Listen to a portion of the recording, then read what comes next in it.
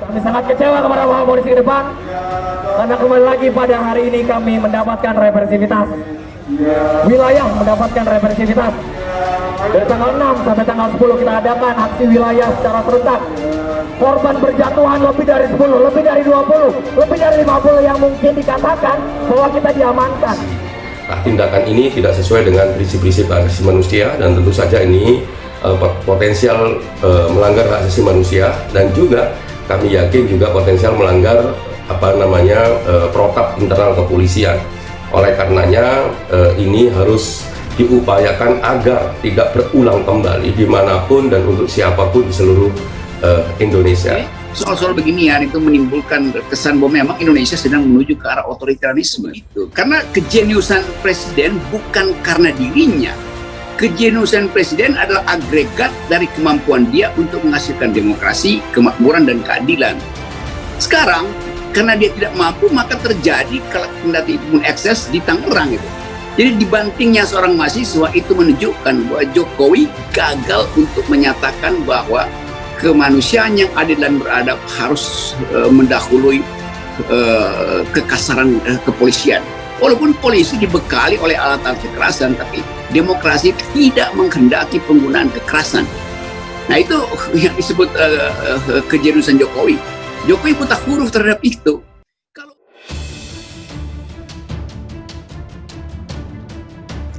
Gejolak demo tolak kenaikan BBM berlanjut, ribuan personil disiagakan untuk pengamanan. Sejumlah elemen kembali turun ke jalan menggelar aksi demonstrasi di kawasan Patung Kuda, Jakarta Pusat, Jumat 30 September 2022. Terkait itu, ribuan personil gabungan yang terdiri dari TNI dan Polri disiagakan untuk mengamankan jalannya aksi demonstrasi tersebut. Komarudin mengungkapkan ribuan personil itu disiagakan untuk menjaga 12 titik aksi demo di wilayah Jakarta Pusat, yang satu diantaranya di kawasan Patung Kuda. Sementara itu, Komarudin mengaku telah menyiapkan skenario pengalihan arus lalu lintas di kawasan sekitaran Istana Negara. Namun pemberlakuan bersifat situasional. Di sisi lain, Komarudin mengimbau kepada sejumlah elemen yang akan menggelar aksi unjuk rasa untuk tetap mematuhi peraturan yang ada. Terpisah, Koordinator Bidang Sosial Politik BEM UI Melki mengungkapkan aksi unjuk rasa akan diikuti BEM UI, BEM Kema Unpad, BEM KM UGM, BEMSI Kerakyatan, dan berbagai elemen lain. Aksi unjuk rasa yang akan digelar di Patung Kuda, Jakarta Pusat itu bertemakan puncak pengkhianatan rezim. Demo mahasiswa ricu di DPD Jabar, 10 orang ditangkap, 2 provokator diburu. Polisi memburu 2 mahasiswa yang terlibat dalam demonstrasi tolak kenaikan harga BBM di depan gedung DPD Jawa Barat. 2 mahasiswa itu dinilai memprovokasi massa hingga demonstrasi berakhir ricuh. Dilansir dari Detik Jabar, Jumat 23 September 2022, kericuhan terjadi saat massa melemparkan batu dari luar gedung DPD Jabar ke dalam halaman DPD Jabar. Demonstrasi tersebut digelar kemarin 22 September. Ibrahim menuturkan polisi masih melakukan pengejaran terhadap 2 orang provokator tersebut. Pihaknya berharap kericuhan seperti di depan gedung DPD Jabar tidak terjadi lagi. Ibrahim mengimbau pendemo bijaksana saat menggunakan haknya menyampaikan pendapat di muka umum.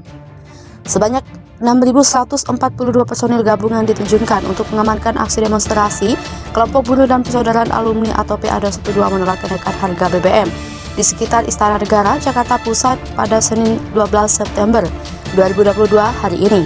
Kabid Humas Polda Metro Jaya Kombes Pol Endra Zulpan menyebutkan ribuan personel tersebut merupakan gabungan dari unsur politik, TNI, dan pemerintah daerah. Sementara itu, Direktur Lalu Lintas Polda Metro Jaya Kombes Pol Latif Usman menyebut pihaknya juga telah melakukan pengalihan arus lalu lintas di sekitar Istana Negara. Pelaksanaannya diterap sejak pukul 10.00 WIB hari ini. Berikut rincian pengalihan arus lalu lintas di sekitar Istana Negara. Arus lalu lintas dari arah Bundaran HI menuju Jalan Merdeka Barat dialihkan ke Jalan Budi Kemuliaan atau Jalan Merdeka Selatan. Arus lalu lintas dari arah Tugu Tani menuju Jalan Merdeka Utara dialihkan ke Jalan Perwira. Arus lalu lintas dari arah Jalan Hayam Wuruk menuju Jalan Majapahit atau Jalan Merdeka Utara dialihkan ke Jalan Juanda atau ke Jalan Suryo Pranoto. Arus lalu lintas dari Jalan Abdul Muiz menuju Jalan Gajah Mada dialihkan ke Jalan Tanah Abang 1. Ketua Perda KSP IDK Jakarta, Winarso, menyebut para buruh membawa 3 tuntutan. Pertama, meminta agar pemerintah membatalkan kenaikan harga BBM bersubsidi. Menurutnya, kenaikan harga bahan BBM akan menurunkan daya beli yang saat ini sudah turun sebesar 30% dengan BBM naik. maka daya beli akan turun lagi menjadi 50%. Tuntutan kedua, mereka meminta agar UMP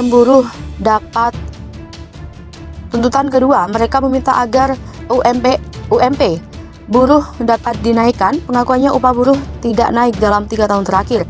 Bahkan Menteri Ketenagakerjaan sudah mengumumkan jika pemerintah dalam menghitung kenaikan UMK 2023 kembali menggunakan PP 36 2021.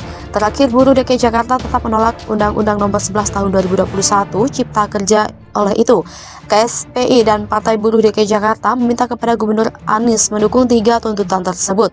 Terpisah, Presiden KSPI yang juga Presiden Partai Buruh Said Iqbal menegaskan bahwa pihaknya akan melakukan aksi selama sebulan penuh pada September ini.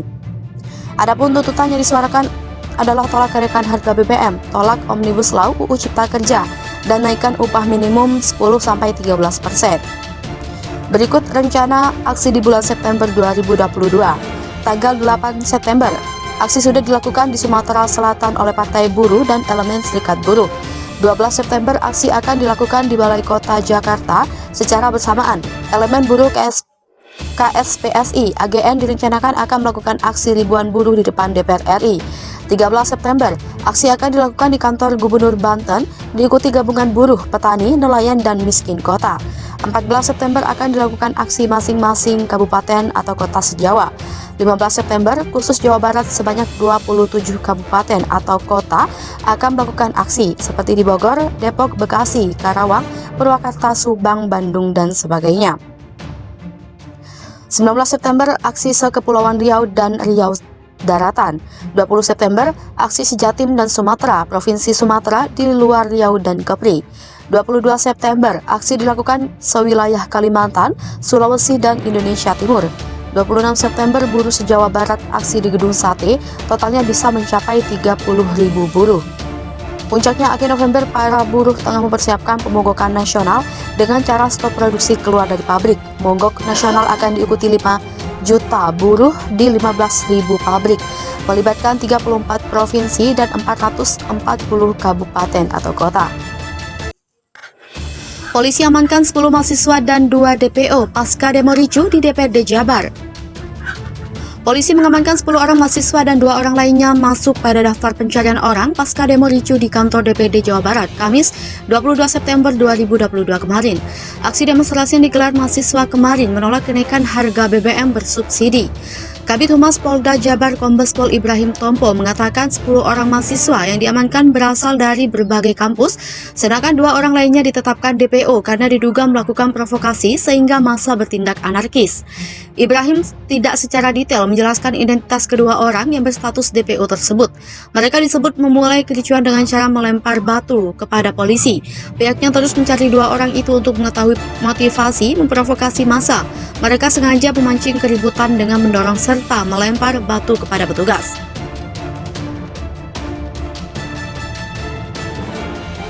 Pihaknya berharap peristiwa tersebut tidak terulang dan demo dapat disampaikan dengan tertib.